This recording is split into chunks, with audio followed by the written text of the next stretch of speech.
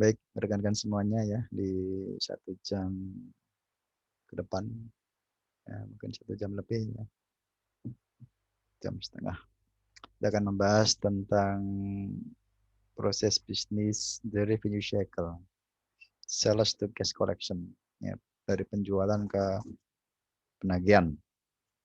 Ya, ini kenapa kita bahas di bagian pertama atau ditempatkan di bagian pertama ya oleh Romney sebelum membahas tentang siklus yang lain, apakah itu pengeluaran, produksi, penggajian. Karena memang ya perusahaan ada itu dalam rangka untuk profit. Ya, saya kira kalian masih ingat ya apa tujuan perusahaan berdiri, terutama perusahaan komersial. Ya, kalau perusahaan non komersial seperti yayasan yang sifatnya hanya menyalurkan dana kan memang tidak ada penjualan. Alias mungkin revenue cycle-nya ada, tapi konteksnya bukan dalam rangka profit, tapi dalam rangka untuk menyalurkan ke pihak berikutnya, pihak kedua, ketiga ya. Misalkan organisasi unit pengumpul zakat itu pendapatannya dari zakat atau infak, sedekah. Tapi bukan murni untuk profit. Nah, untuk perusahaan profit memang ya mereka adalah perusahaan yang mencari, mengumpulkan keuntungan. Ya, sehingga revenue ini itu urusan nomor satu. Mereka ada karena revenue, mereka ada karena profit. Ya, itulah kenapa ditempatkan di bagian awal ya di pembahasan di antara siklus-siklus bisnis yang lain. Baik, kita langsung ke sini ya tentang definisi dari siklus pendapatan secara konseptual. Rekan-rekan semuanya, siklus pendapatan adalah seperangkat kegiatan bisnis perusahaan, ya, dan juga terkait dengan operasi pemrosesan informasi yang terkait yang berulang-ulang, yang terjadi sepanjang waktu, sepanjang hari, sepanjang jam, sepanjang menit, sepanjang detik, tergantung dari bagaimana operasional perusahaan tadi, ya, besar kecilnya perusahaan, ya, itu nanti akan sangat mempengaruhi berapa kali mereka memproses data, mengolah data penjualan, menyiapkan jadi informasi. Kalau perusahaannya sekelas minimarket, ya, saya contohkan aja di sini, misalkan minimarket yang ada di depan kampus Pek Hansan, ya, sebagai apa namanya, ya biar kalian senantiasa ingat ya di depan kampus kita itu ada minimarket. Ya, dulu zaman saya kuliah itu adalah halaman belakang ya, belum ada pintu gerbangnya. Di sana masih ada pagernya. Ya. Pintu depannya mana? Pintu depannya ada di mengarah ke Jalan Ceger. Ya di sana juga ada minimarket juga sebenarnya ya di Ceger Raya juga. Ya, hampir di depan jalan juga. Ya. Nah kalau kita lihat aktivitas minimarket di depan kampus kita itu kan lumayan ramai ya. Lebih-lebih pada saat kalian kuliah di sana ya, kuliah tatap muka offline. Ya. Belum dari warga sekitarnya. Ya, mereka bisa memproses data jadi informasi sepanjang eh, 5 menit sekali atau 10 menit sekali. Ya, mungkin beda dengan minimarket yang ada di daerah ya. Mungkin 1 jam baru ada konsumen. Ya, ini dari sisi frekuensinya. Terkait dengan apa? Terkait dengan menyediakan barang atau jasa, goods and services, ya, barang itu bisa makanan, minuman, pakaian, snack, ya.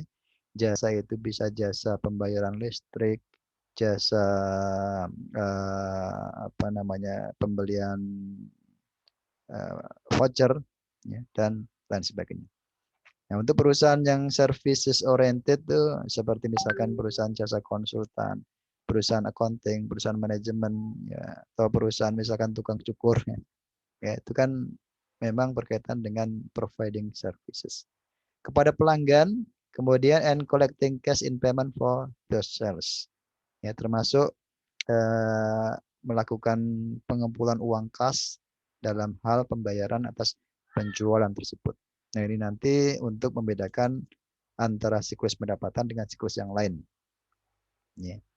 Adapun tujuan pokok dari siklus pendapatan adalah bagaimana perusahaan itu ya provide the right product in the right place at the right time for the right price. Jadi produk, place, time, price. Produknya apa? Yang tepat, tempatnya yang tepat di mana, waktunya yang tepat pagi, siang, sore, malam, harganya yang pas itu berapa. Nah, ini adalah prinsip penting ya yang ingin dicapai oleh siklus pendapatan perusahaan. Karena kalau enggak nanti mereka bisa rugi atau impas ya.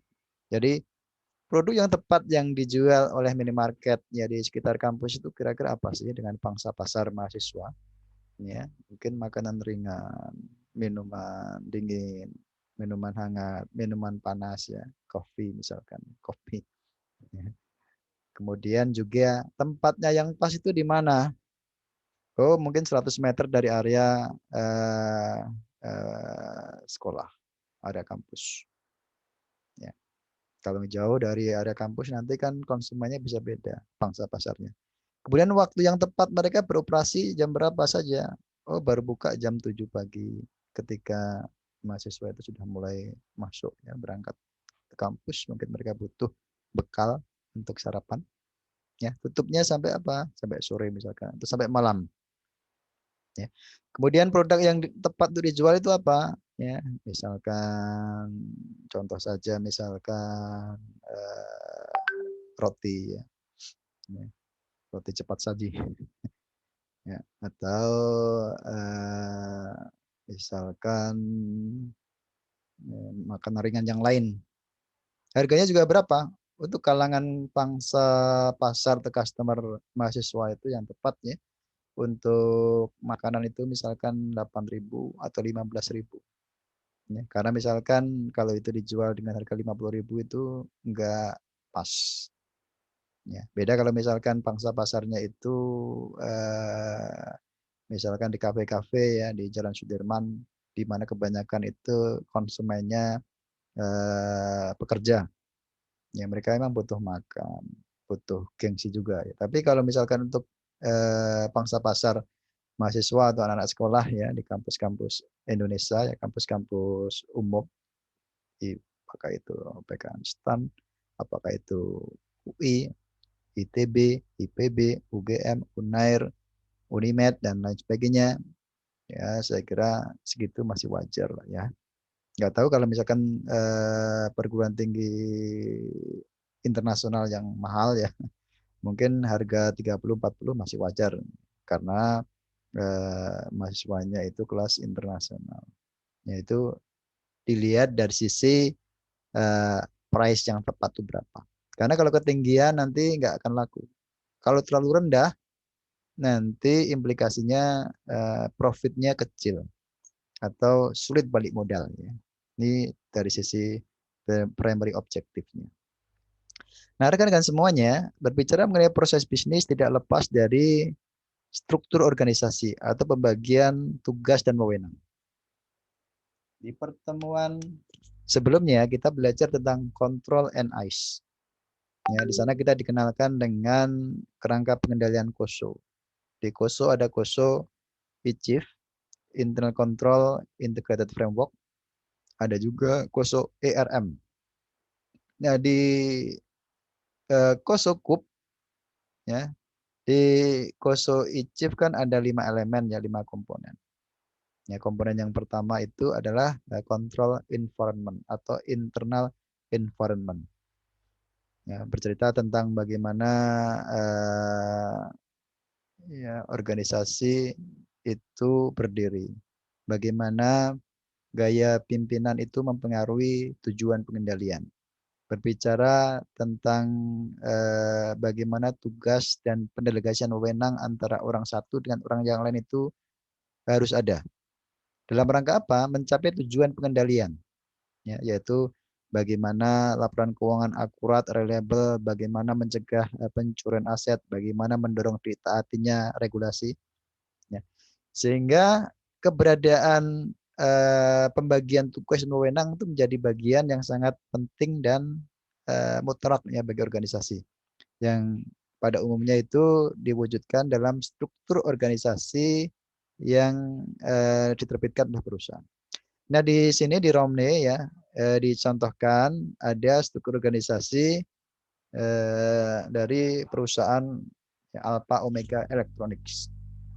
Ya, kalian bisa melihat ini pimpinannya adalah Presiden Linda Spurgeon, Presiden Direktur, ya pimpinan tertinggi. Kemudian mempunyai bawahan ya Vice President, ya, Wakil Presiden, Wakil pimpinannya untuk urusan pemasaran, trade, kemudian marketing, sistem informasi, keuangan, ya dan human resource atau sumber daya manusia. Di marketing membawai direktur penjualan, kemudian manufacturing ada manajer pabrik sama direktur pembelian, ya kemudian di keuangan membawai controller ada bendara, ya. Untuk manufacturing di manajer di sini dibagi menjadi 3, receiving, ya bagian penerimaan barang inventory dari pembelian, kemudian kontrol persediaan, pengiriman, ya. Kemudian di controller ada urusan anggaran, pajak, laporan keuangan ya, akuntansi. Kemudian di treasurer ada kasir, ada manajer kredit. Nah, struktur organisasi ini sangat terkait nanti dengan proses bisnis yang akan kita bahas di pertemuan ini, revenue cycle, siklus pendapatan, pekan depan expenditure cycle, siklus pengeluaran, ya. Sehingga di sini ada sales, ya. Ada juga purchasing, ini nanti yang mengurusi pembelian. Kemudian nanti juga kita bahas ada production cycle, di sini manufacturing. Nah, fungsi-fungsi atau orang-orang yang bertanggung jawab di sini nanti akan sangat terkait dengan proses bisnis yang kita bahas. Di hari ini kita membahas siklus pendapatan, maka posisi-posisi Director of Sales, ya, kemudian nanti ada shipping, ya, ada juga misalkan apa di sini accounting secara umum ya kasir, ada manajer kredit. Ini sangat diperlukan atau terkait dengan tugas-tugas yang terkait dengan jual beli. Dan nanti lebihnya kalian bisa baca lebih lanjut di bukunya Romney ya, rekan-rekan mahasiswa sekalian. Baik, ya terkait dengan siklus pendapatan dalam rangka untuk mencapai tujuan yang sudah kita bahas tadi di sini ya, the right product, the right place, at the right time, and found the right price. Maka perusahaan atau manajemen harus memastikan bahwa key decision berikut ya, tujuan-tujuan berikut ini telah di apa namanya, telah ditentukan oleh perusahaan. Perusahaan menetapkan hal-hal yang harus mereka jawab ya, seperti pertanyaan nomor 1. To what extent can and should product be customized? Jadi sampai sejauh mana ya produk-produk itu dikustomisasi, atau produk-produk yang dijual perusahaan apakah harus atau perlu dikustomisasi untuk kebutuhan atau permintaan pelanggan individual. Ya, kalau perusahaan-perusahaan otomotif, nah, kira-kira haruskah ya ada produk berupa otomotif, apakah itu sepeda motor atau mobil yang di custom? Ya, tentu kan pasti akan mahal harganya kan ya. Ini adalah pilihan-pilihan yang pertama. Yang kedua, seberapa banyak persediaan tadi akan disimpan dan disimpan di mana? Apakah di gudang perusahaan atau di gudang yang jauh dari perusahaan atau sewa di gudang perusahaan yang lain? Ini yang kedua. Yang ketiga, bagaimana barang dagangan yang dibeli oleh pelanggan nanti akan diantar kepada pelanggan? Ya, terutama untuk misalkan barang-barang yang perlu diantar jarak jauh. Tapi kalau pelanggannya datang sendiri bawa kendaraan sih nggak ada masalah ya. Tapi kalau misalkan pesan, perusahaannya lokasinya jauh ya, perusahaan yang beroperasi ini di Depok, sementara customernya di Tangerang Selatan ya, di Bintaro, Ciputat, kan perlu diantarkan ya. Ini bagaimana? Apakah perusahaan harus memiliki divisi pengiriman ya, shipping function, atau di outsourcingkan kepada pihak ketiga ya, perusahaan ekspedisi, ya, jasa ekspedisi. Kita di Indonesia misalkan mengenal PT Pos yang dulu banyak berkecimpung di pengiriman surat, tapi sekarang sudah masuk juga merambah ke pengiriman barang ya, paket. Kemudian juga ada PT Tiki, ya, ada JNE, ya, dan juga masih ada puluhan perusahaan ekspedisi yang lain ya. Ya, nanti tergantung pada perusahaan. Kira-kira yang menguntungkan bagi mereka itu mengirim sendiri, memiliki divisi pengiriman sendiri, atau dengan menyewa pihak ketiga. Ya, tentu dengan perhitungan cost ya, and benefit-nya ya. Efektif dan efisien atau enggak ya bagi mereka. Yang keempat adalah berapa harga optimal untuk tiap-tiap produk dan jasa yang akan dijual kepada pelanggan. Nah, untuk menentukan di sini nanti perusahaan akan melakukan perhitungan cost-nya ya atas setiap produk ataupun jasa. Sehingga kalau kalian belajar cost counting nih, di sana dikenalkan ya bagaimana menghitung COPR ya, cost of production report-nya, dari raw material, direct labor-nya, factory overhead-nya, dan manufacturing-nya ya. Kira-kira berapa sih harga produk berdasarkan proses costing atau job order costing yang optimal atau pas, sehingga perusahaan mampu memenangkan kompetitif ya, kompetisi dengan perusahaan yang lain. Kemudian yang kelima adalah should credit be extended to customers. Perlukah memberikan atau menawarkan fasilitas kredit kepada pelanggan kalau misalkan perusahaan juga melayani jual penjualan secara kredit ya. Jika perlu, bagaimana kreditemnya ya, syarat-syarat kreditnya yang akan ditawarkan ya. Kemudian seberapa banyak ya kredit tadi akan ditawarkan ke pelanggan-pelanggan tertentu, individual customer. Apakah semuanya atau sebagian saja? Ya, tentu tergantung dari profil pelanggannya. Yang keenam adalah bagaimana pembayaran pelanggan akan diproses oleh perusahaan untuk memaksimalkan cash flow. Ya, jangan sampai nanti perusahaan hanya mengejar angka penjualan tapi mengabaikan penagihannya ya. Nanti perusahaan bisa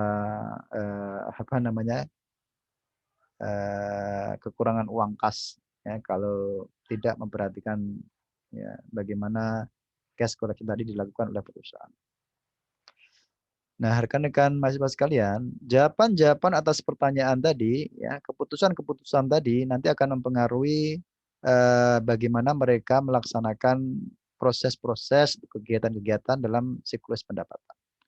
Apakah ketika melakukan sales order entry-nya, apakah ketika melakukan billing untuk penagihannya, apakah pengiriman barangnya, apakah kolektifnya. Contoh, jika perusahaan misalkan mereka memilih untuk tidak memiliki shipping division, tentu untuk shippingnya di sini ya mereka akan melakukan melalui jasa pihak ketiga. Memilih di antara pilihan-pilihan perusahaan ekspedisi yang paling murah itu yang mana, yang paling efisien ya, yang tepat waktu itu juga yang mana. Ya, nanti akan dipilih oleh mereka. Termasuk bagaimana waktu pengirimannya juga akan mereka kelola. Beda kalau misalkan mereka memilih, oh kita butuh yang namanya divisi pengiriman. Ya, ini tentu terkait dengan hitung-hitungan efektif efisiensi dari biaya pengiriman. Baik, nah rekan-rekan semuanya, kalau kita lihat ya proses bisnis perusahaan pada siklus pendapatannya itu setidaknya melibatkan 4 basic activity atau 4 kegiatan dasar. Ada sales order entry, entry data penjualan. Ada shipping, pengiriman. Ada billing, penagihan. Ada cash collection. Ya, saya kira di setiap perusahaan dah ya, ketika kalian ke minimarket, pasti kalian pesan barang. Ya, shippingnya bisa kalian bawa sendiri atau diantarkan ya, oleh jasa pengantaran. Begitu pula billingnya bisa di tempat tersebut atau diantarkan invoice-nya. Begitu pula cash collection-nya pasti ada. Ya, seperti halnya ketika kalian masuk ke rumah makan ya restoran, kalian pesan makanan, kemudian makanannya diantarkan, kemudian tagihannya, notanya disampaikan, kemudian dibayarkan. Nah, nanti yang berbeda adalah urutan-urutannya. Ya, mana yang nomor 1, nomor 2, nomor 3, dan nomor 4. Nah, pada dasarnya urut-urutan proses bisnis atau kegiatan dasar di siklus pendapatan di sini ya tidaklah urut. Ya, misalkan ya shipping di sini tidak harus nomor 2. Ya, bisa saja dia di posisi nomor 3 atau nomor 4. Tergantung dari bagaimana perusahaan itu menetapkannya. Nah, di contoh yang ada di buku Romni di sini, kita lihat urut-urutannya adalah sales order entry nomor pertama, nomor 2 shipping, nomor 3 billing, nomor 4 cash collection. Misalkan. Jadi ketika ada pesanan dari pelanggan, itu akan diproses di sales order entry. Begitu ada pesanan kemudian diantarkan ke pembeli, misalkan ya dari Depok ke Bintaro. Ya, yang ketiga proses billingnya atau penagihannya diterbitkan fakturnya disampaikan ke pelanggan. Dan keempat cash collectionnya, penagihan cash. Nanti kita akan bahas ini satu persatu. Baik, nah di slide berikutnya kalian bisa melihat ya bagaimana contoh dari flowchart sistem pendapatan. Ya, untuk mendukung siklus pendapatan. Ini contoh dari sistem ERP ya, yang database-nya terintegrasi. Yang atas ini ya dimulai dari input, kemudian di yang simbol ini kan simbol proses kan ya, proses ya. Kemudian outputnya ada yang berbentuk data langsung masuk ke pelanggan atau di sini dokumen ya.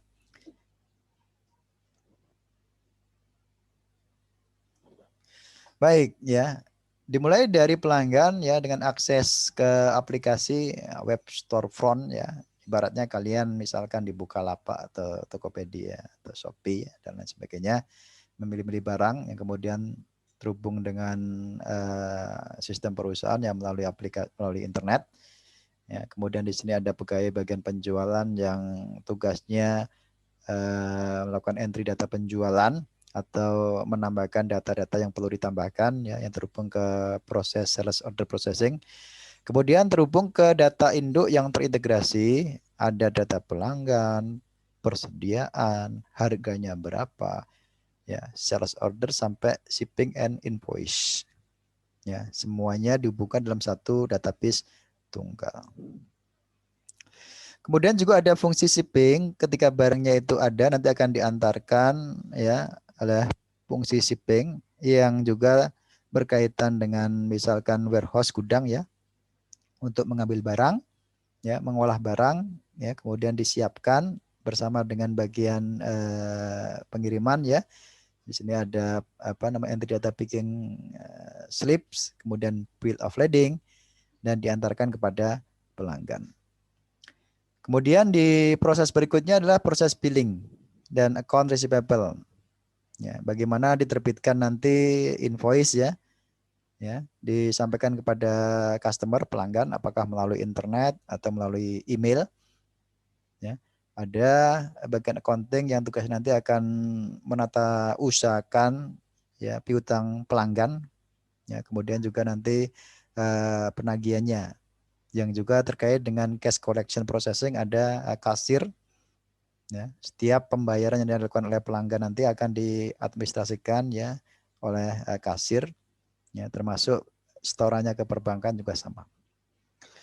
Kemudian ada proses untuk menampilkan laporan atau informasi sebagaimana dibutuhkan ya sesuai dengan inquiries, apakah untuk melihat inventorinya ya pengendalian persediaan, untuk kebutuhan pemasaran, untuk customer service ya dan kebutuhan-kebutuhan manajerial yang lainnya. Di sini bisa disajikan apa saja ya, apakah melalui what if atau informasi-informasi selainnya.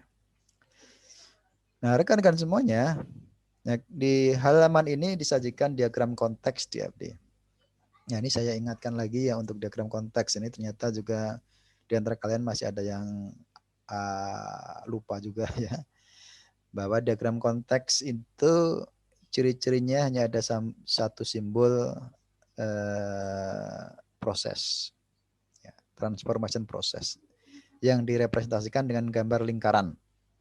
Ya, jadi mustahil dalam DFD level konteks itu ada 2 simbol proses, ada 3 simbol proses, ada 4 simbol proses, hanya satu saja ya. Ya, dia bercerita tentang apa? Siklus pendapatan atau sistem layanan perpustakaan, sistem penjualan, sistem rawat pasien ya, dan sebagainya.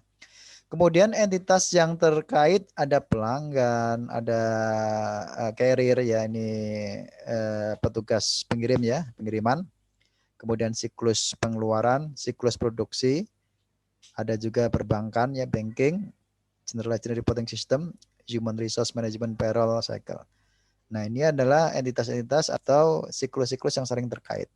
Nah, nanti akan kita bahas di pertemuan berikutnya siklus expenditure, ada produksi, penggajian sampai ke pembukuan dan pelaporan. Ya. Awalnya customer itu tanya-tanyanya produk yang dijual apa saja. Ya, kemudian dijawab ya, respond to inquiries. Oh, kami jualan produk A, B, C, D. Harganya sekian-sekian, tipenya sekian-sekian. Nah, proses inquiries, respond to inquiries, orders, ya, payment, invoice, ini bisa dilakukan dengan cara lisan atau manual ya, atau dengan computerized ya, melalui internet. Kalau manual tulisan itu seperti kalian datang ke minimarket, Pak, tanya ya, Mbak, ini ada barang ini enggak, Mbak? Misalkan stapler. Oh, ada yang kecil atau yang besar? Yang kecil. Harganya berapa? Katakanlah 15.000. Ya, kemudian diberikan, ya, kemudian kalian bayar. Tapi kalau misalkan cara elektronik ya kalian tanyanya tidak cara lisan ya, bisa lewat email, bisa lewat chat di halaman web, bisa lihat secara mandiri ya, lihat fitur-fitur yang ada di halaman web ya. Oh, ini ada produk A, produk B, harganya sekian-sekian, warnanya ini, tipenya ini. Ya, jadi pertanyaan dan jawaban dilakukan melalui halaman web, termasuk pemesanan, pembayaran, dan lain sebagainya. Kalau kita lihat di sini secara sekilas kan ketika pelanggan tertarik dia akan pesan. Kemudian ditindaklanjuti pesanan barangnya ada atau enggak akan dilihat di status inventory, cuma di sini enggak kelihatan ya, nanti akan kelihatan di DFD level 0-nya. Jika barang yang enggak ada nanti akan dimintakan ke siklus pengeluaran atau siklus produksi. Tergantung dari jenis perusahaannya itu manufacturing atau dagang. Kalau dagang ya ke expenditure cycle di sini ya untuk memicu pembelian. Ini yang disebut dengan back order. Ya, tapi kalau perusahaan manufacturing akan memicu produksi. Ya, katakanlah apa contohnya ya, perusahaan manufacturing itu katakanlah perusahaan IPTN ya. Ya, ada negara tertentu katakanlah di Afrika itu pesan ya. Tapi kalau pesawat IPTN kan sistem kerjanya berdasarkan job order costing ya. Tidak proses costing, agak kurang relevan juga ya. Yang apa itu? Yang pas itu misalkan perusahaan otomotif. Ya. Honda misalkan atau Suzuki lah ya. Ya, ada permintaan dari pelanggan. Ya, di kota tertentu, katakanlah kota di Jawa Timur karena sana ada Gus Frantana. Permintaan produk dari pelanggan atas kendaraan tipe tertentu itu sangat banyak. Ya, sementara di gudang itu terbatas, nggak cukup. Nah, karena Suzuki itu perusahaan manufacturing, dia punya anak cabang, punya divisi penjualan juga ya di tanah air. Ya, dimintalah back order ya di siklus produksi di sini ya, untuk diproduksi. Ketika barangnya sudah ada, nanti akan disediakan informasi tentang barang yang tersedia. Ini juga sama ya. Kemudian barangnya dilakukan pengepakan dan pengiriman di antar carrier, disampaikan kepada pelanggan sesuai dengan data bill of lading sama packing slip. Ya, data-data penjualan akan dipasok ke pembukuan dan pelaporan. Kemudian data komisi disampaikan ke Departemen Sumber Daya Manusia atau siklus penggajian. Kemudian pembayaran nanti ya uang setiap pekan atau setiap hari akan disimpan ke perbankan. Kemudian laporan kertas koran disampaikan ke perusahaan. Nah, di sini ini gambaran umum diagram konteks. Nah, kalau kita perinci lebih lanjut ke diagram level 0, tadi di depan ada 4 activity atau 4 major activity ya, 4 kegiatan utama.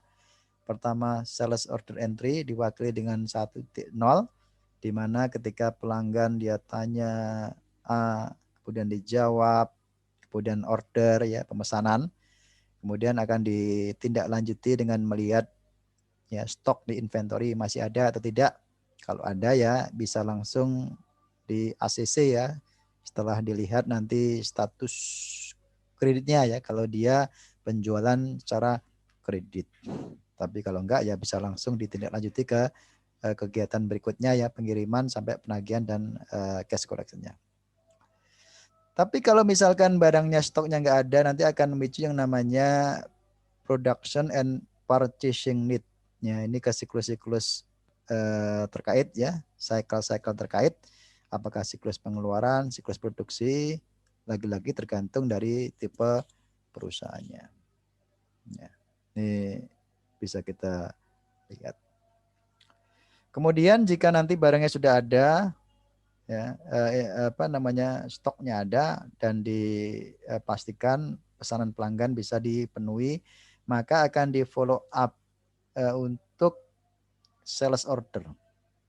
Ya, sales order akan dipasok ke kegiatan shipping sekaligus mengupdate data sales order.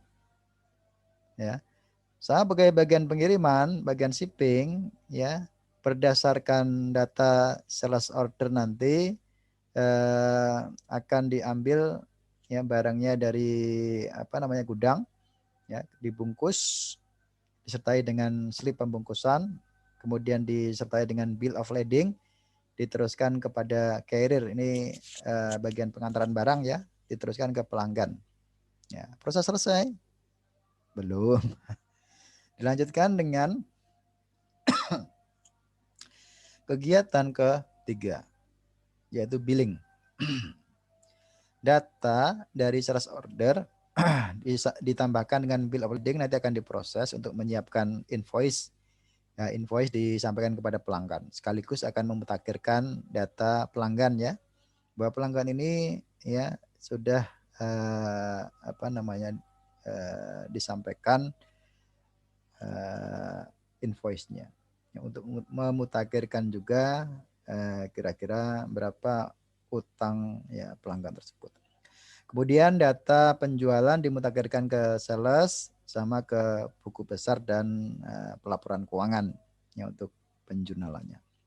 Kemudian dilanjutkan ke kegiatan 4.0 yaitu cash collection.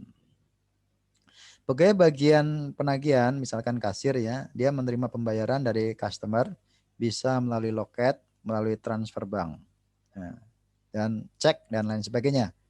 Kemudian dari pembayaran tadi setiap hari akan disimpan ke bank ya untuk kontrol. Kemudian bank memberikan statement laporan kertas koran ya terkait dengan uang yang sudah disimpan tadi. Ya, sekaligus nanti 4.0 di sini akan memutakhirkan data cash receipt ya, penerimaan cash dan customer atau pelanggan. Ini kalau di jurnal harian kan untuk memutakhirkan cash yang masuk berapa, ya kemudian piutang yang ditagih berapa, untuk piutang yang dibayar berapa. Baik, ini untuk DFD level 0. Sebentar dulu ya.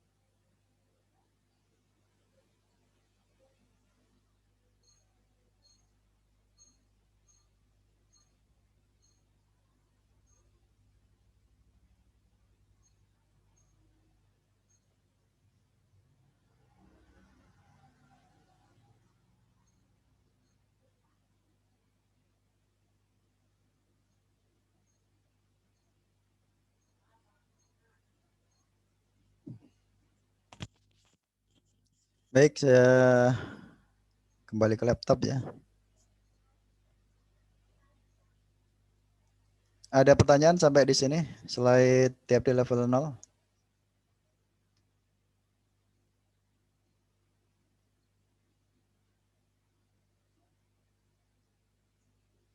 Belum ada?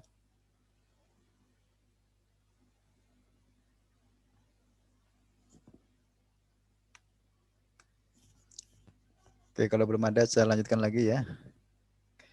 Nah, rekan-rekan mahasiswa, ya, di slide berikutnya di sini ya kita bahas tentang ancaman atau risiko dan pengendalian ya untuk isu umum ya. Isu umum ini maksudnya adalah isu-isu yang terkait dengan kegiatan dari sales order entry sampai ke cash collection. Karena nanti ada isu-isu khusus yang hanya spesial untuk kegiatan sales order entry saja atau cash collection saja atau shipping saja. Ya, baik.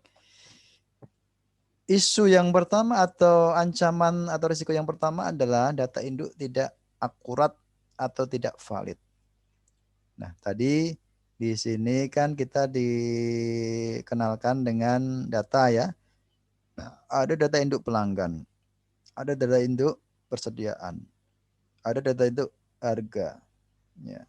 Ada data induk sales order, shipping, invoice dan lain sebagainya.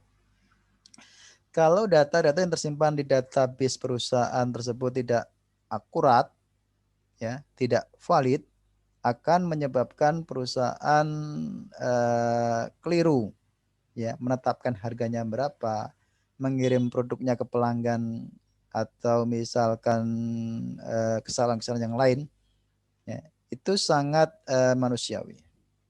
Bisa terjadi ya. Sebentar ya, saya ada perlu.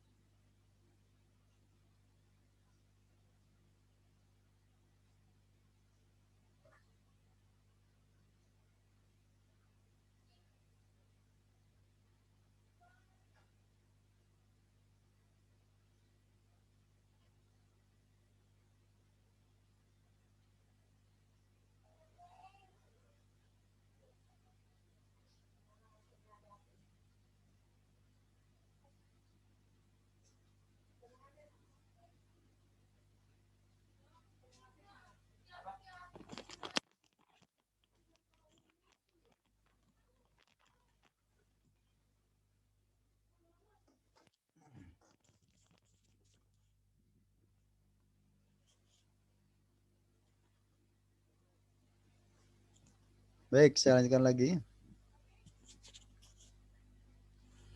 Nah, tadi masuk ke nomor 1 ya.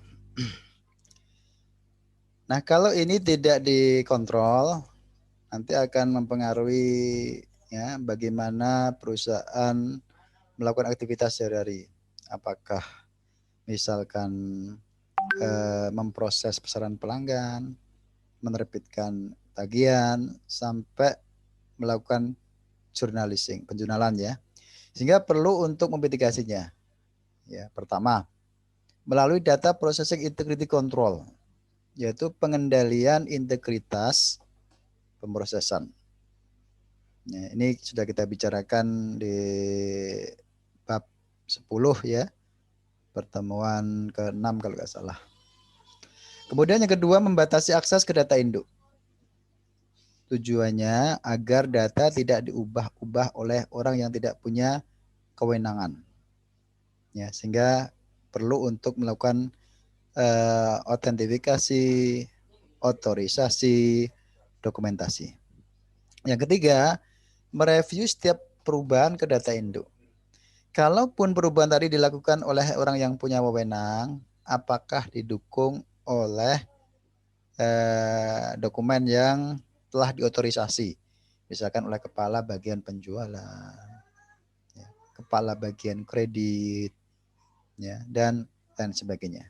Ini untuk memastikan bahwa perubahan terhadap data induk ya dari misalkan harga suatu produk ya, katakanlah misalkan produk berupa apa ya, sabun sabun mandi ya,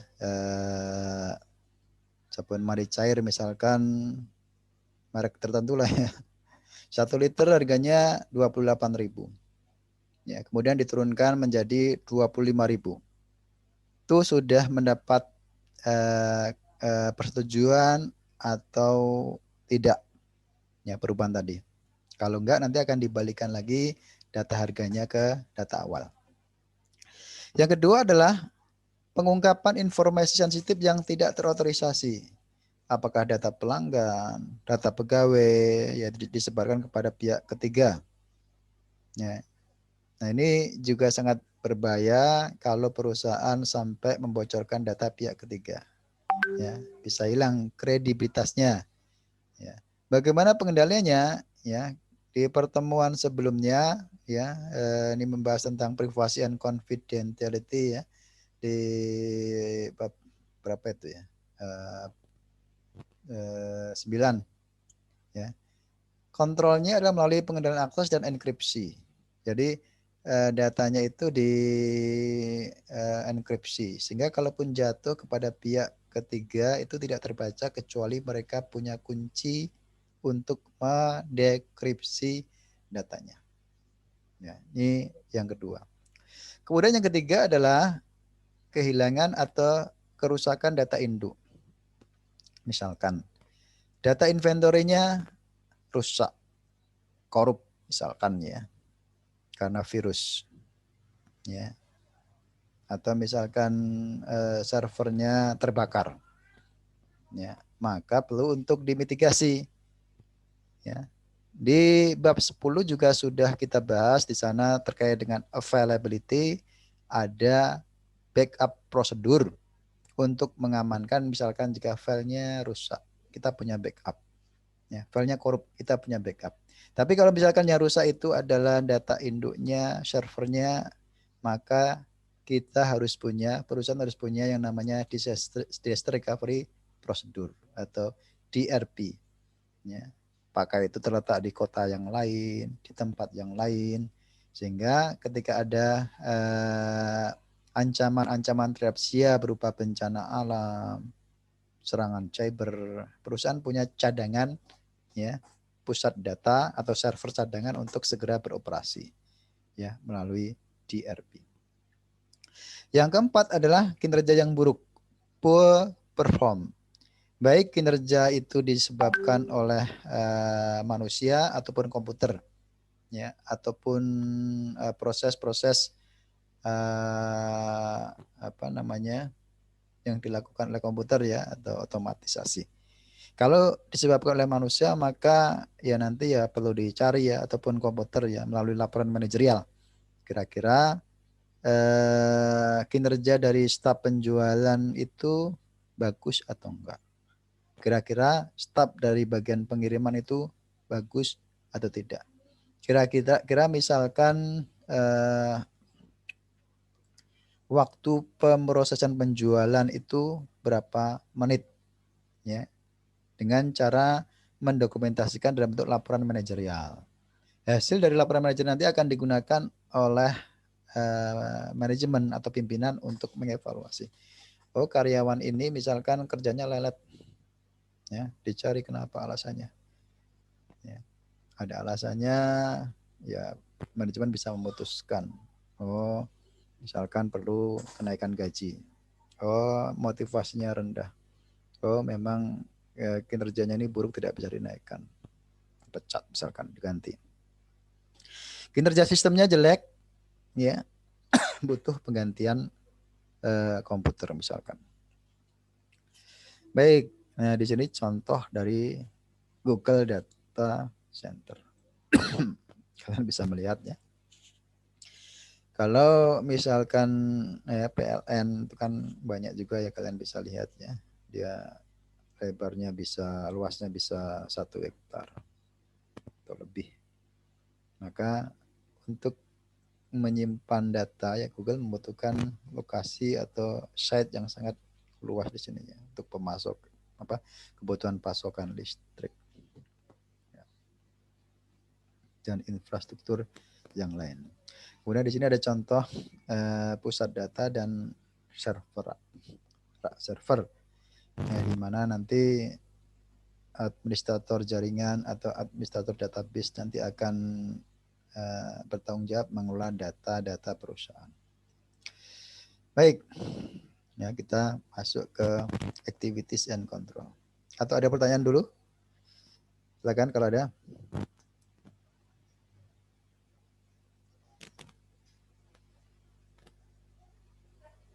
Belum ada, Pak. Belum ada. Oke, kita lanjutkan ke kegiatan utama yang pertama, yaitu sales order entry. Kan semuanya, pada sales order entry itu terbagi menjadi 4 tugas. Ya, 4 task, 4 pekerjaan. Yaitu taking order, ya, taking customer order. Yang kedua, approving credit. Yang ketiga, check inventory availability. Yang keempat, responding to customer inquiries. Lagi-lagi ini proses bisnis ini bisa beda-beda ya. Kalau perusahaan nggak mempunyai proses bisnis penjualan kredit, ya nggak perlu yang namanya credit approval. Dicontoh di sini dicontohkan memang ada ya, dimulai dari pelanggan ketika mereka pesan barang, kemudian akan diproses pemesanannya, ya dicek data customer ada atau enggak. Ada, kemudian ditindaklanjuti untuk persetujuan kredit, dilihat ke customernya juga oleh bagian persetujuan kredit. Customer A di sini limit kreditnya itu berapa, ya. Kemudian transaksinya itu sampai tanggal ini ya berapa yang belum dibayar maksudnya, utang kreditnya ya. Kemudian jika misalkan tidak memenuhi, si customer ini memenuhi kredit limitnya, ditolak ordernya, ya. Atau jika misalkan barangnya nggak ada, ditolak. Tapi kalau misalkan barangnya ada, kemudian secara kredit oke, maka akan ditindaklanjuti ke di sini belum bercerita mengenai ketersediaan inventory ya. Tapi masih baru dicek berapa kredit limitnya, apakah terlewati atau belum. Baru kemudian dicek persediaan ya, ke kartu persediaan atau data persediaan. Jika persediaannya ada, maka nanti akan disampaikan ya acknowledgement-nya, barangnya ada. Kita akan proses pesanan Anda. Kemudian akan di update ya sales order data ya, kemudian termasuk inventory-nya kalau misalkan sudah dicadangkan ya kepada pelanggan di sini. Kemudian sekaligus data akan dipasok, data order penjualan ke bagian shipping, bagian billing, kemudian picking tiket ke bagian gudang. Ini picking tiket ini kartu pengambilan barang. Kemudian purchasing melalui back order. Jika dari cek barangnya habis, nggak ada, maka perlu back order ke bagian pembelian. Misalkan barangnya habis, ya berupa misalkan sabun cair, dilakukan pembelian ulang. Ya. Kemudian terakhir, responding customer order. Ya, jika pada waktu proses pembelian si pelanggan di sini tanya-tanya, Pak, pesanan barang saya yang ini gimana, Pak? Ya, maka data dari di sini akan digunakan untuk menjawab pelanggan. Oh, sedang disiapkan. Pak, pesanan saya yang nomor ini nih, boleh nggak kami tambah jumlahnya, Pak? Nah, ini bisa di wadai di sini. Baik.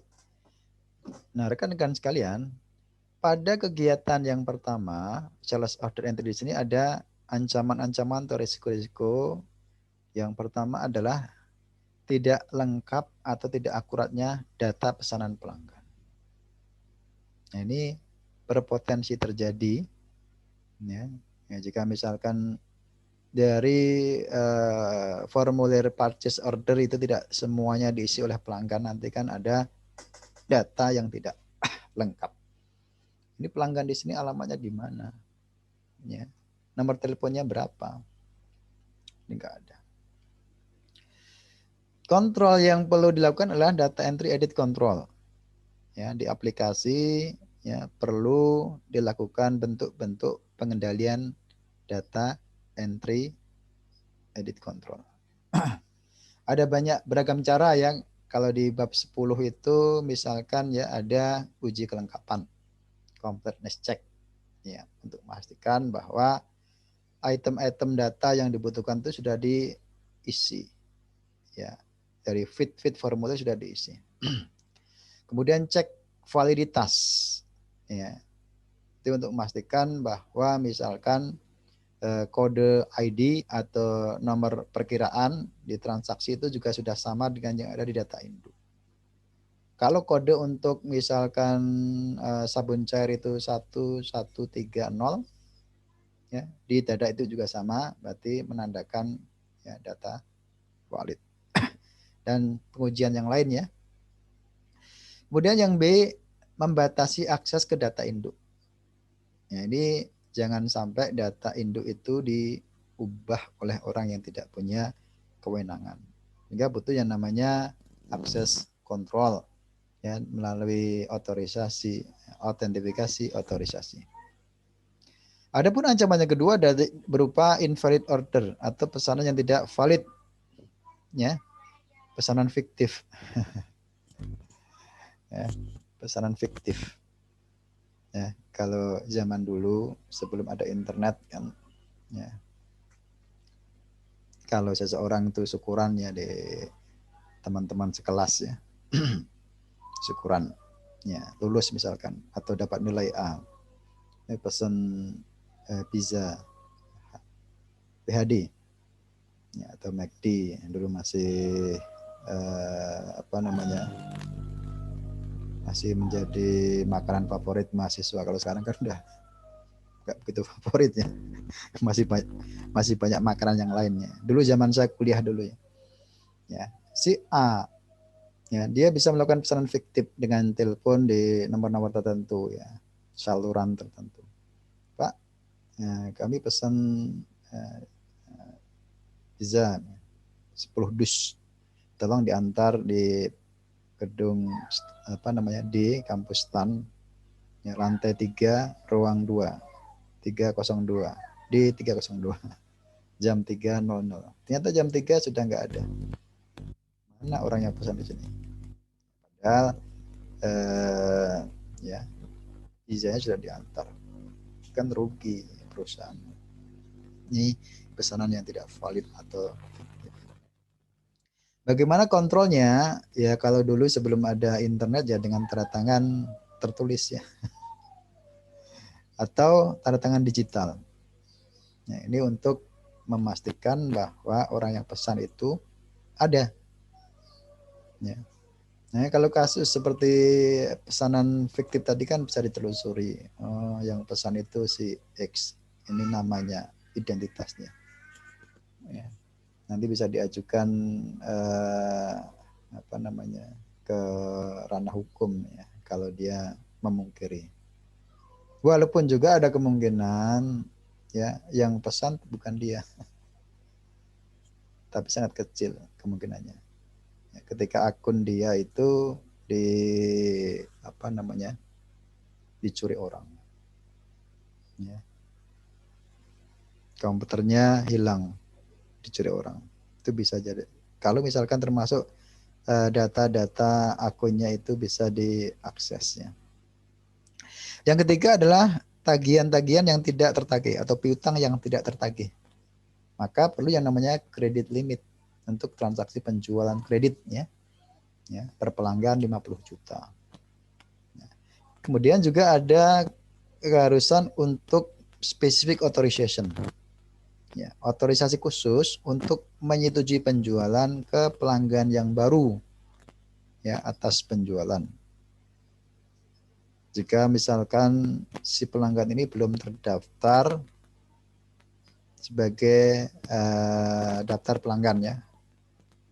Kemudian juga jika penjualannya di atas batas kredit limit, itu juga harus mendapat persetujuan dari pihak atau pejabat terkait, apakah kepala bagian kredit misalkan ya. Kemudian yang C, melakukan aging of account receivable. Jadi piutangnya di apa namanya aging, dilihat berapa umur piutangnya. Apakah sudah kadaluarsa atau belum. Kalau sudah kadaluarsa berapa hari? 5 hari. Ya, 1 pekan, 1 bulan, ya, 3 bulan.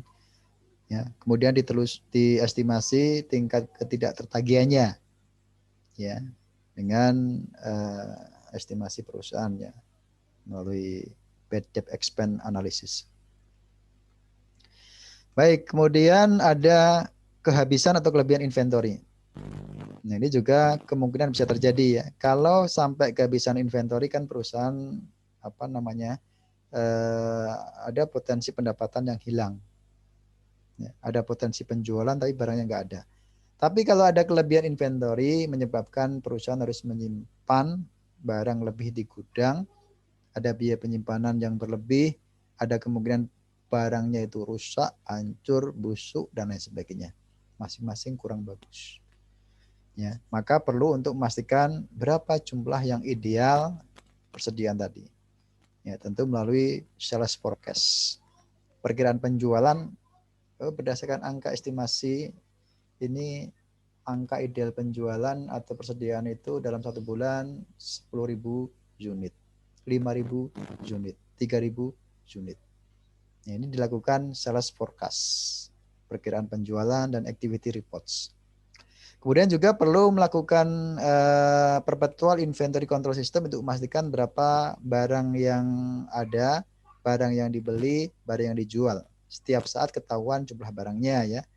Ya, jika misalkan di periode tertentu barangnya itu mau habis, ya perusahaan bisa memesan ulang.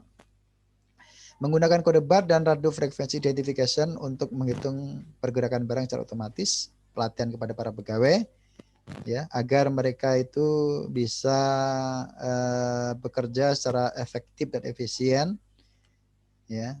Kemudian juga melayani pelanggan secara maksimal.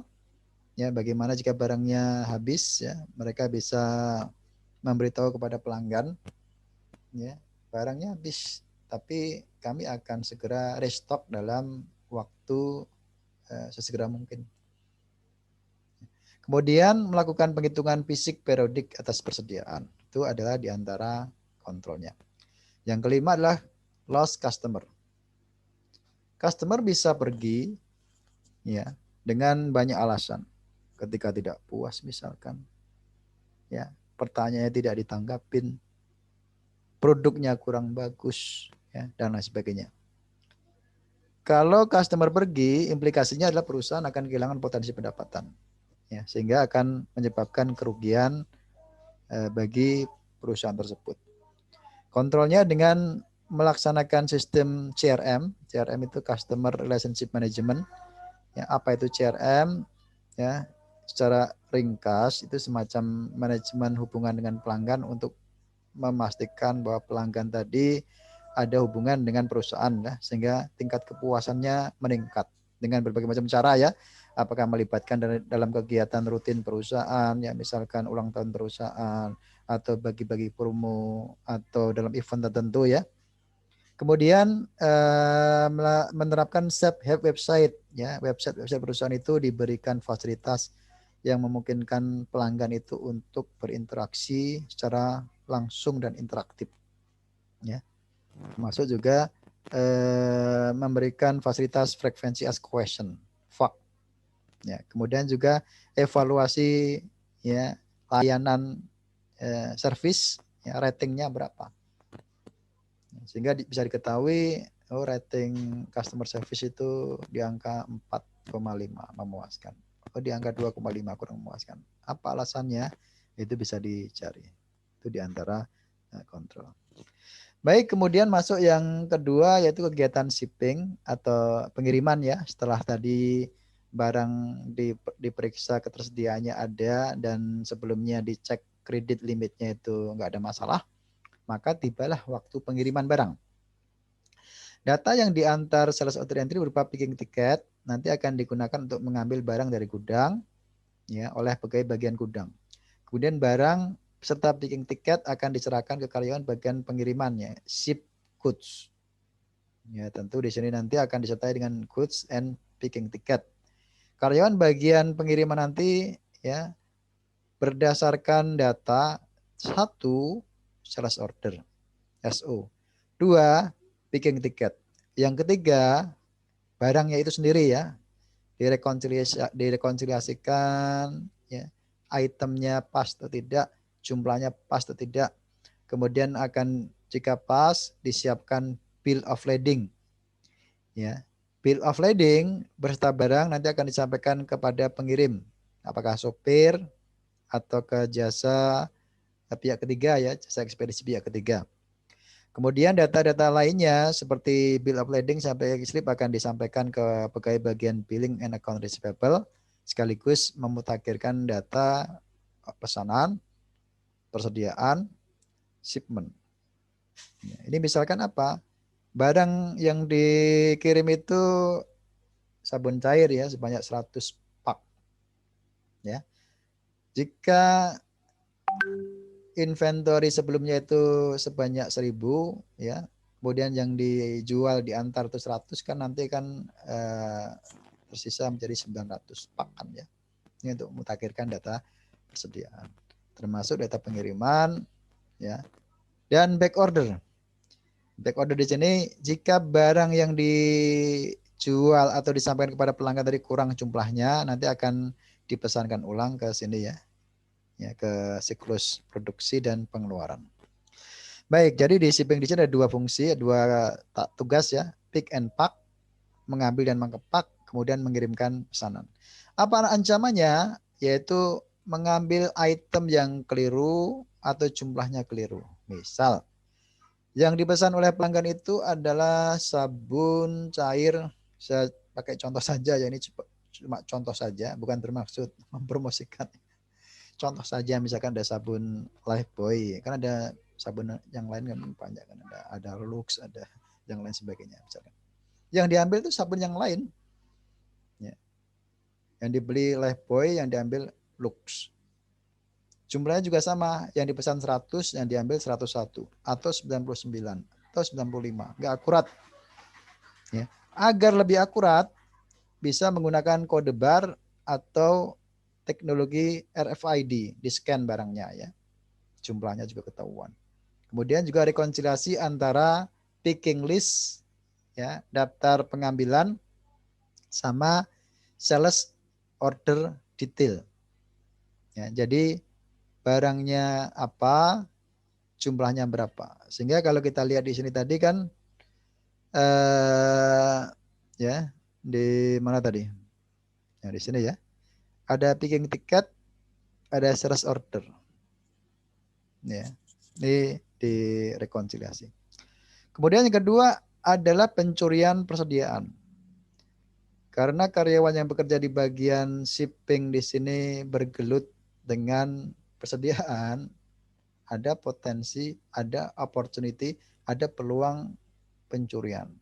Ini sebagaimana kita bahas di The Fraud Triangle. Bagaimana kontrolnya? Dengan membatasi akses fisik persediaan.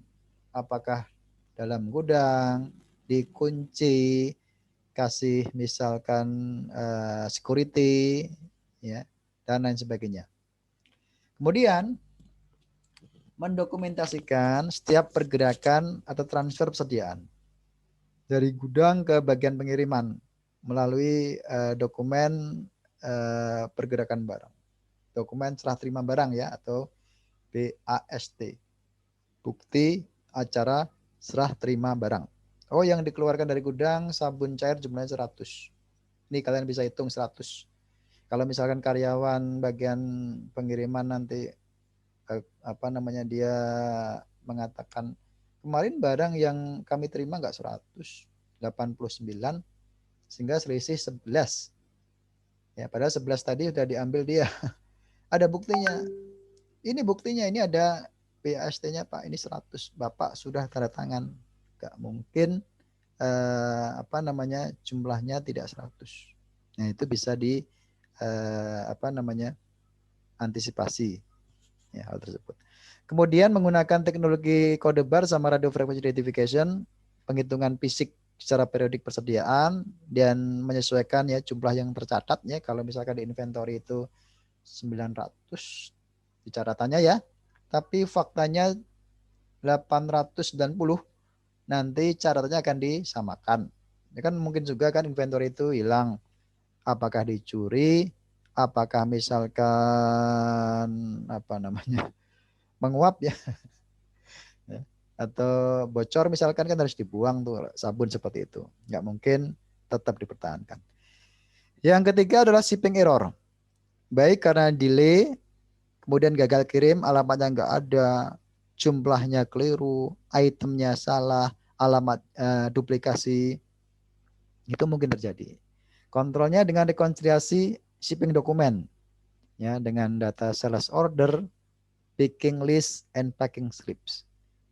Jadi dokumen pengiriman, ya, misalkan ada order penjualan, daftar pengambilan barang, packing slip tadi direkonsiliasikan ya jumlahnya. Kemudian menggunakan sistem RFID sama untuk mengidentifikasi delay pengiriman. Jika pengirimannya itu dari gudang satu ke gudang yang lain, dari gudang ke bagian pengiriman misalkan ya.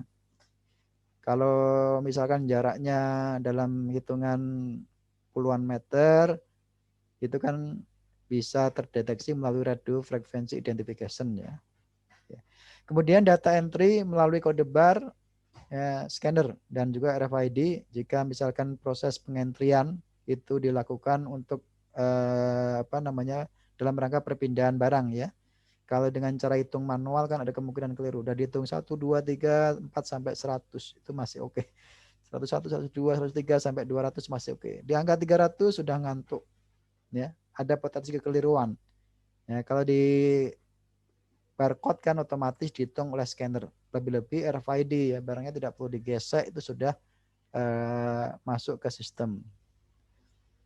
Kemudian data entry dikontrol ya, jika shipping data dimasukkan melalui terminal ya, satu persatu melalui keyboard. Kemudian konfigurasi sistem ERP untuk mencegah pengiriman terduplikasi. Jadi setelah dikirimkan tadi dikasih flag atau tanda bahwa barang sudah dikirimkan. Baik, kita masuk yang ketiga yaitu billing ya, rekan-rekan semuanya. Pada kegiatan billing atau penagihan di sini ada dua tugas. Pertama menerbitkan invoice, faktur. Yang kedua mengelola daftar piutang. Ya, pada saat data dari sales order entry disampaikan berupa sales order, di sini berisikan data-data pesanan pelanggan, nama pelanggannya siapa, alamatnya di mana, jenis barangnya apa, berapa banyaknya barang, yaitu disampaikan ke bagian apa namanya billing di sini. Ya. Kemudian ada juga data dari bagian pengiriman berupa slip pengiriman sama bill of lading. Ketiga data di sini SO, PS, BL atau BOL ya. Kemudian akan direkonsiliasi sampai nanti dihasilkan invoice. Ya, faktur diserahkan kepada pelanggan. Sekaligus memutakhirkan data penjualan ke CLNRS, kemudian juga memutakhirkan data customer, data penjualan. Ya. Nah ini kalian masih ingat nggak? Ini kan pada intinya ini untuk nanti digunakan mencatat atau memutakhirkan jurnal penjualan kan ya. Ya. Efek atau konsekuensi dari terbitnya invoice itu adalah perusahaan itu bisa mengakui pendapatan atas penjualan. Jurnal untuk penjualan masih ingat apa?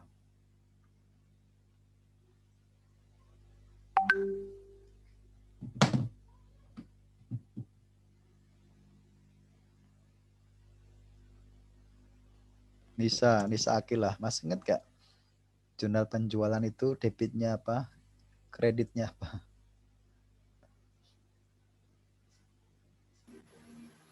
Cash pada itu Pak. Cash pada barangnya. Cashnya itu yang di debit, yang di kredit barangnya Pak. Inventory. Cash sama inventorinya. Itu kalau penjualan tunai. Tapi apakah benar cash sama inventory? Nanti gimana mengakui profitnya?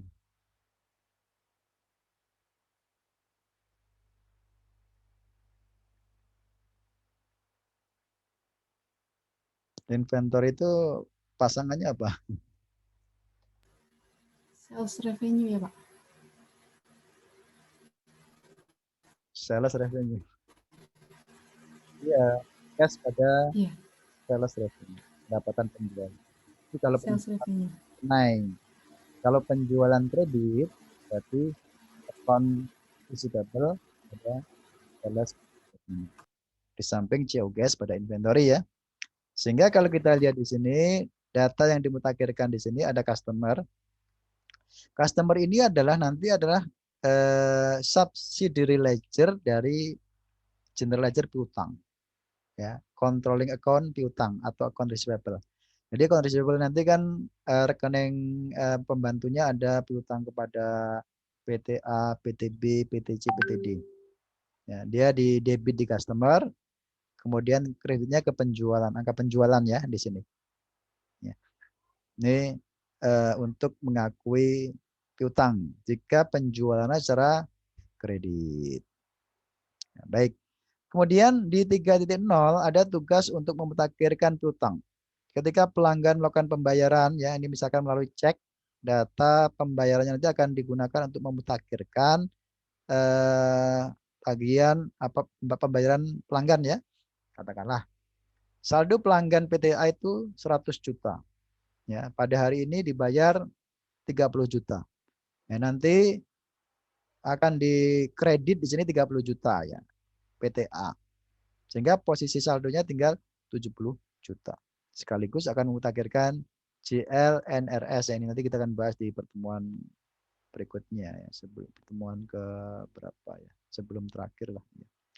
Kemudian setiap bulan akan disampaikan monthly statement ini untuk memberitahu kepada pelanggan berapa posisi utang mereka atau piutang perusahaan ya, sekaligus sebagai bagian aktivitas penagihan piutang kepada pelanggan.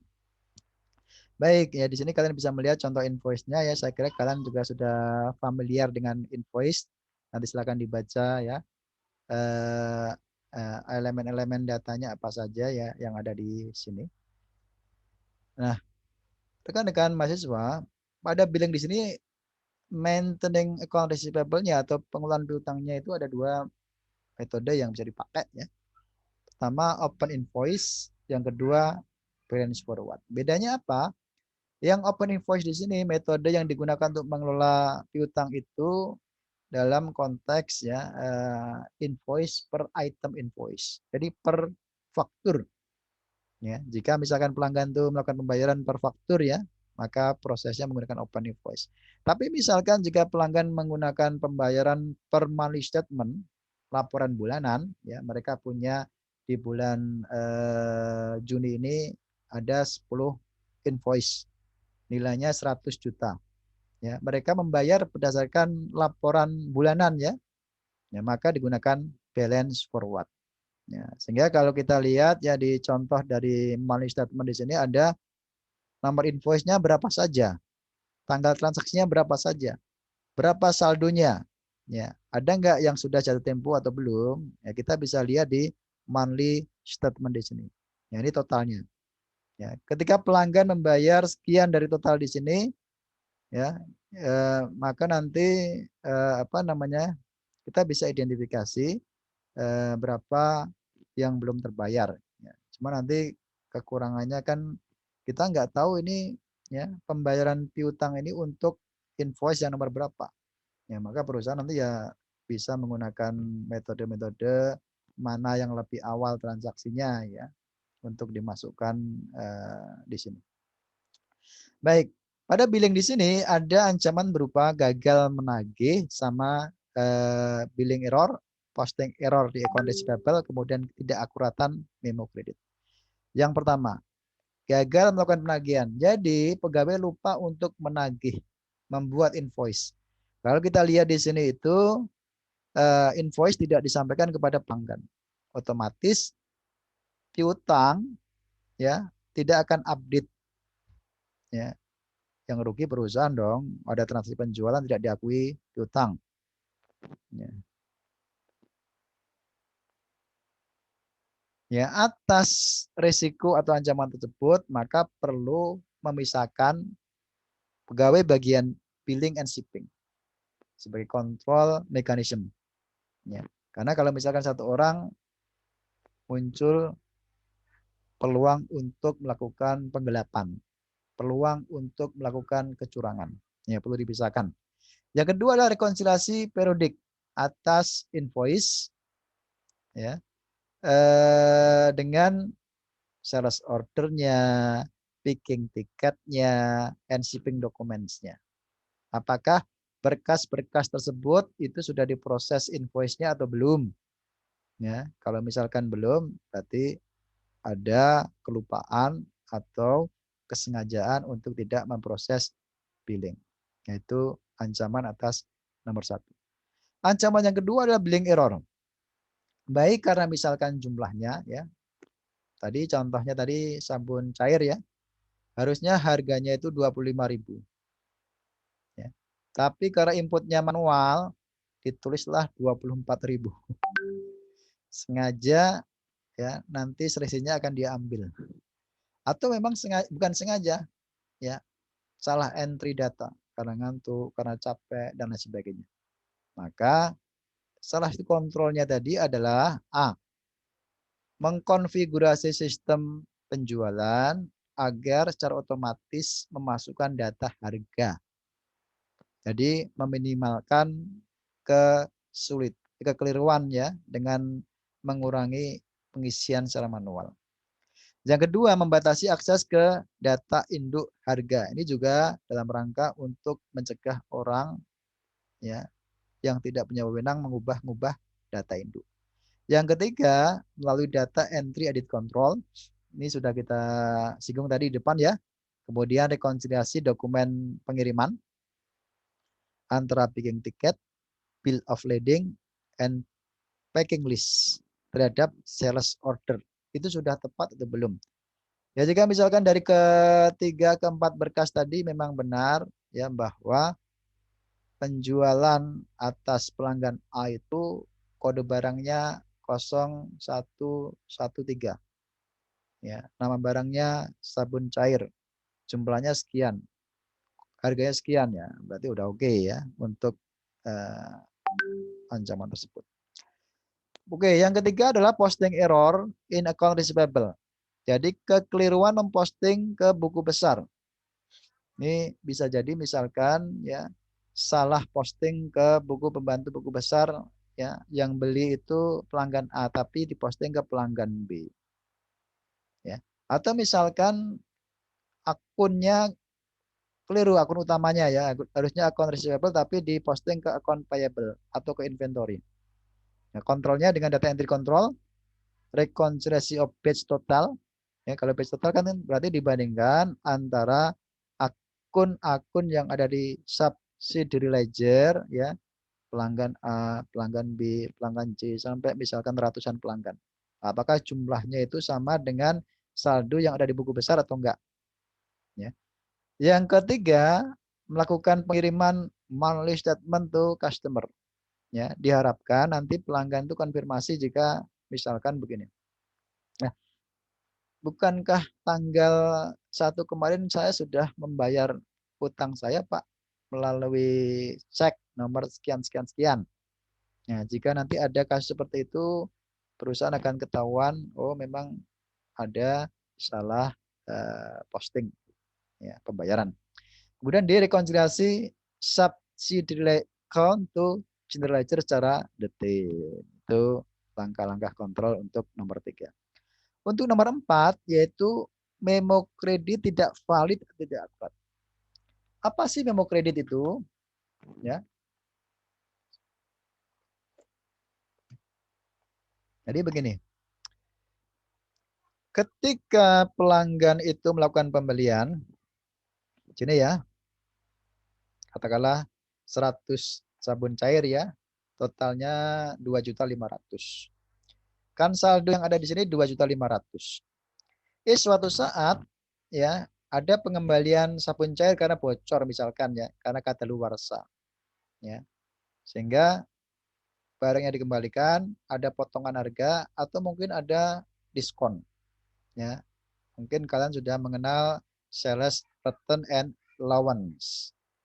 Sehingga dari 100 juta tadi ada potongan sebanyak kok 100 juta, 2.500.000 ya. Ada potongan sebanyak misalkan 300.000.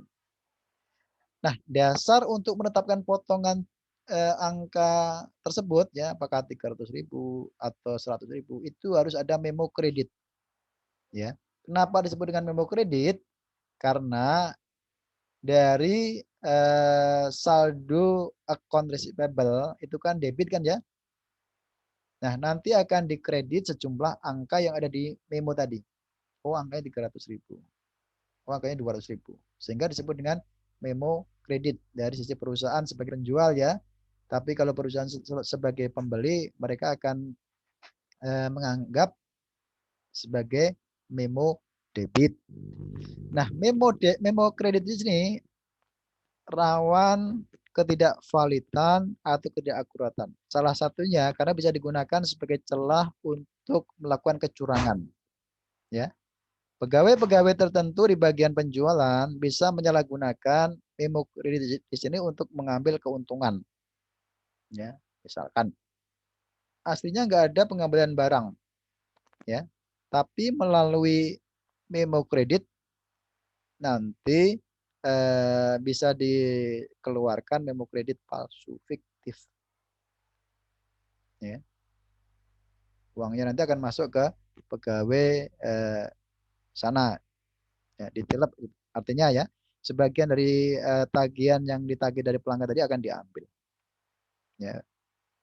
Sehingga perlu memisahkan tugas antara pihak yang punya otorisasi untuk menerbitkan memo kredit dari fungsi sales order entry sama pengelolaan customer account atau piutang ke pelanggan ya. Kalau kita lihat di sini tadi, ini harus dipisahkan yang menerbitkan invoice, yang menerbitkan memo kredit, ya, kemudian yang memutakhirkan atau mengelola account receivable ya, untuk memitigasi potensi fraud. Baik, yang terakhir adalah cash collection. Nah, sepertinya ini nggak cukup juga ya waktu untuk latihan. Karena sudah 16 menit, mungkin nanti latihannya di-PR-kan sajalah ya. Baik rekan-rekan sekalian ya. Pada cash collection di sini intinya adalah bagaimana perusahaan akan melakukan penagihan uang kas. Uang kas itu bisa ditagih secara langsung ya melalui loket. Jadi pelanggan datang ke perusahaan dengan membayarkan bahwa segepok uang ya, atau dengan transfer melalui bank atau melalui cek ya, atau kartu kredit atau cara yang lain. Nah, dulu ada yang disebut dengan lockbox. Ini mirip dengan kode pos ya. Ya, cara kerjanya itu perusahaan akan kerjasama dengan perbankan untuk menangani pembayaran pelanggan. Ya. Bank kemudian akan membuka kantor bukan kantor pos ya, kode pos khusus. Ya, misalkan 2005 lah nomornya ya. Ini diperuntukkan untuk bank X. Sehingga pelanggan nanti ketika menyampaikan data pembayaran dan ceknya akan mengirimkan ke kode pos tersebut. Nah, ketika cek tadi sama data pembayaran dikumpulkan oleh perbankan, nanti akan diteruskan kepada perusahaan. Ini loh ada pembayaran dari pelanggan ya di kota Kendal misalkan, di kota Kendari, di kota Manokwari misalkan ya. Karena kalau misalkan pelanggan datang ke Jakarta kan jauh jaraknya. Nah, dulu belum ada fasilitas internet banking, belum ada fasilitas mobile banking, apalagi ATM ya. Sehingga menggunakan skema seperti itu. Ini bisa mempercepat proses pembayaran, ya, termasuk efisiensi pembayaran. Ya. Kalau misalkan tidak menggunakan lockbox kan si pelanggan itu datang ke kantor menyerahkan cek, ya, baru kemudian diproses oleh pegawai bagian penerimaan kas, kasir misalkan ya. Ya. Nah kemudian ketika ada internet, ya digunakan electronic lockbox, konsepnya sama, bedanya ini untuk mempercepat proses peprosesan data pembayaran yang menggunakan bantuan email atau bantuan pertukaran data elektronik ya. Nah, selain itu ada transfer dana elektronik, kita mengenal mobile banking, ATM, internet banking dan lain sebagainya. Ya, sampai EDI sama FEDI. Apa sih bedanya FT sama EDI?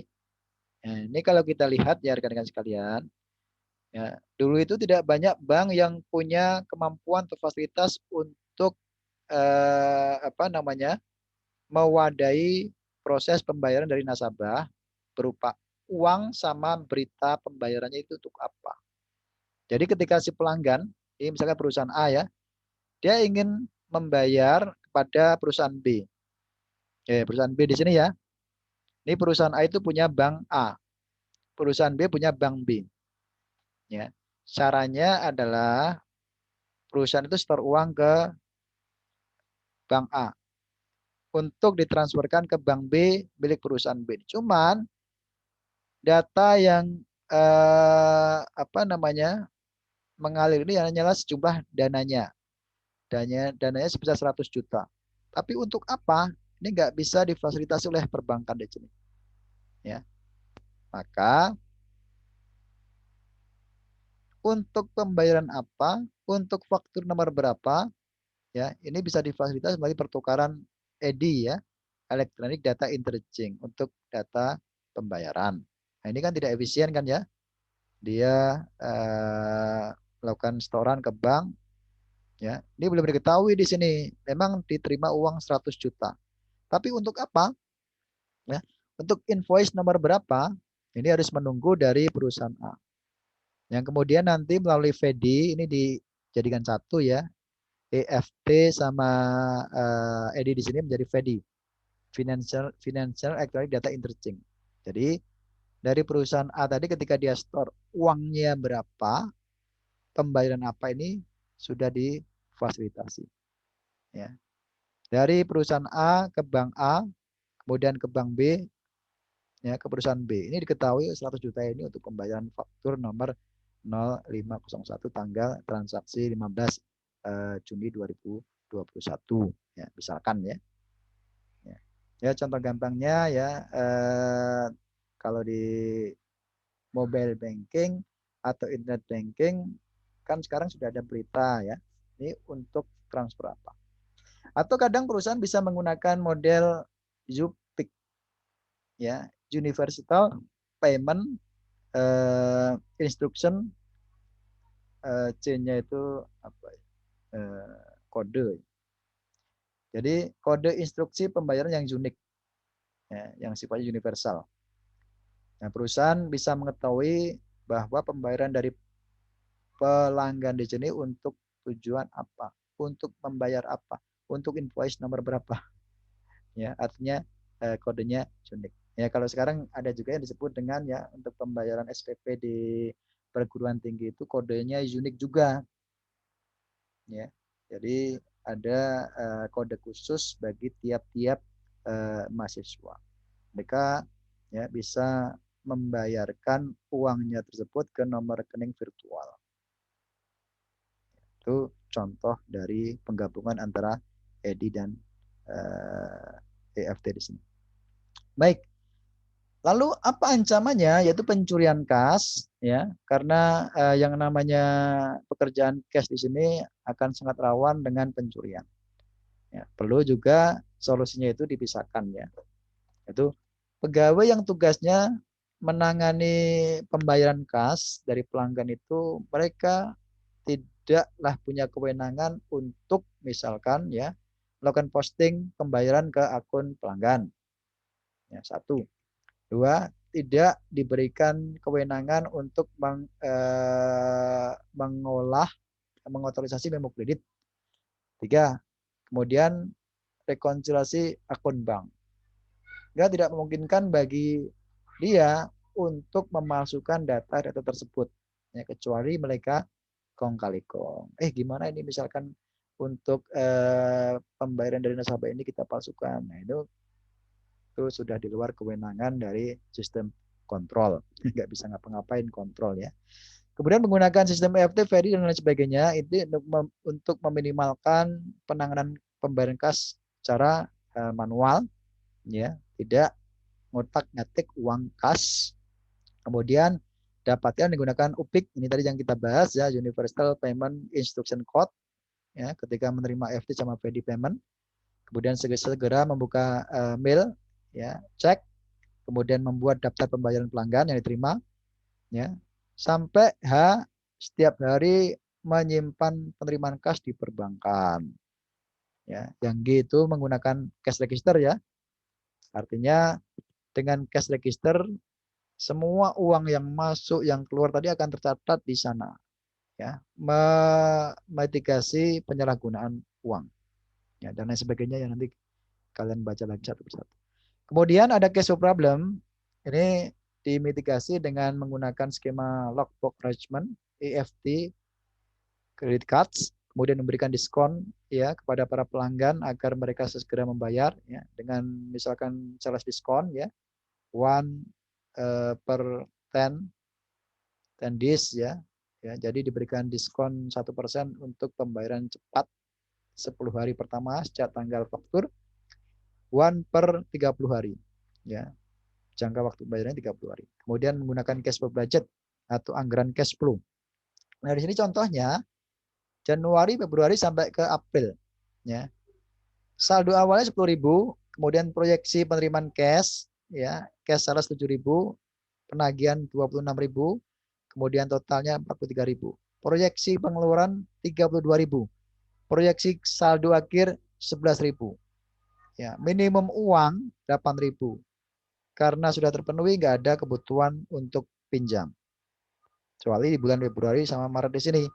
Di bulan Februari karena ada kebutuhan minimum itu 8.000, masih ada kekurangan 500, ini harus dipinjam. Begitu pula di Maret juga sama, kebutuhan itu 8.000 ya. Projected ending cash balance 5.000 sehingga ada kebutuhan untuk pinjam 3.000 ya. Di April di sini tidak ada kebutuhan karena lebihnya. Ini contoh dari cash flow budget. Baik, ini saya kira ini ya untuk materi di buku Romney terkait dengan siklus pendapatan. Saya masih ada sedikit dua slide ya, contoh dari flowchart yang ada di ROM di sini tidak dicontohkan flowchart.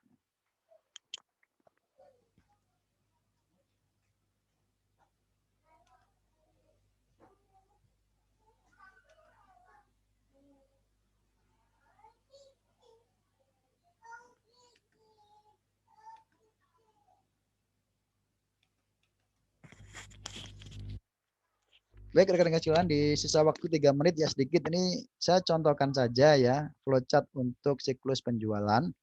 Ya, di slide di sini adalah proses yang masih setengah manual, setengah elektronik ya. Di sini ada fungsi penjualan, kredit, kemudian departemen komputer, gudang dan pengiriman.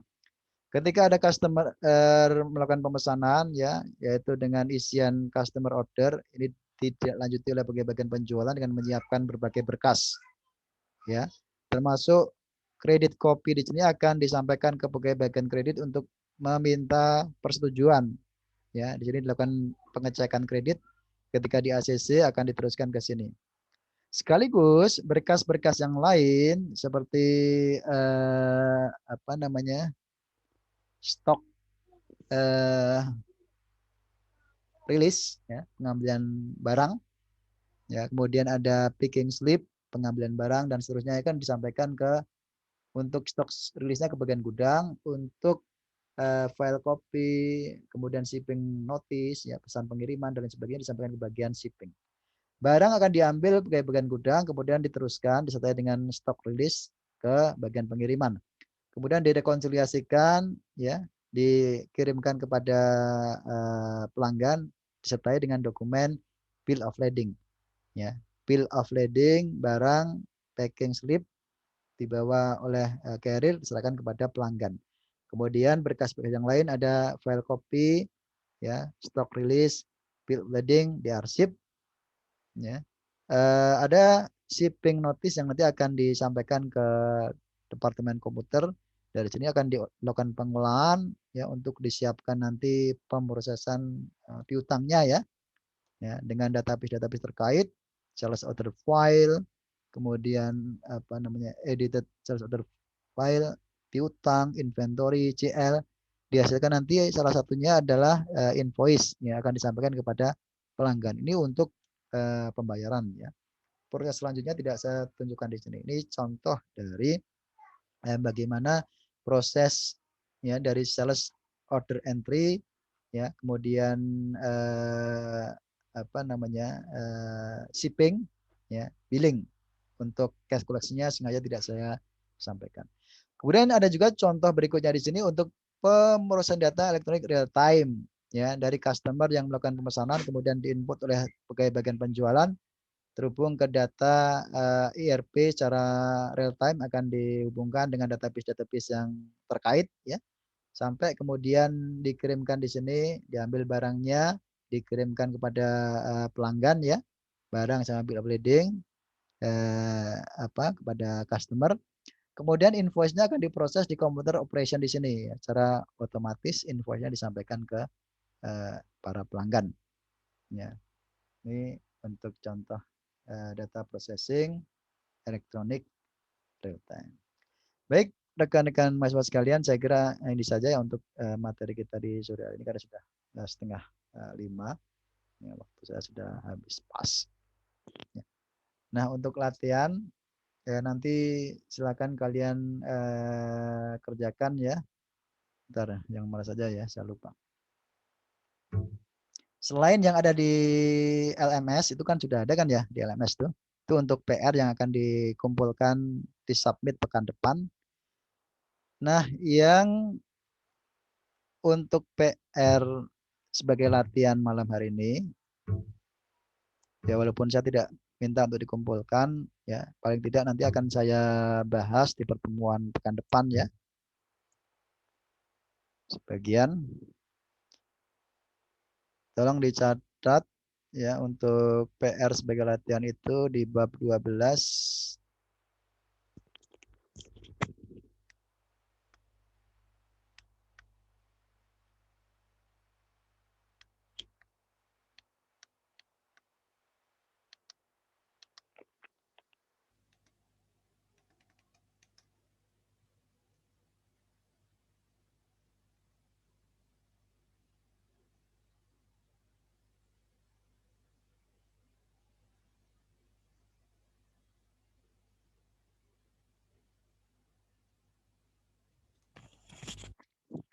discussion question. Ya. Tolong dicatat ya. Discussion question nomor 12.1, 12.2, 12.5. Jadi discussion question 12.1, 12.2, 12.5. Kemudian satu problem di 12.2. Dari A sampai berapa itu? Sampai R ya. Sudah 4 soal saja. Itu untuk latihan harian hari ini. Oke ya, rekan-rekan semuanya ya. Ada pertanyaan? Gak ada ya? Udah 2 menit. Saya akhiri saja untuk pertemuan di sore hari ini. Insya Allah kita bertemu di pekan depan untuk membahas di siklus pengeluaran untuk expenditure cycle. Ya, saya akhiri. Selamat sore semuanya. Wassalamualaikum warahmatullahi wabarakatuh. Waalaikumsalam warahmatullahi wabarakatuh. Terima kasih, Pak.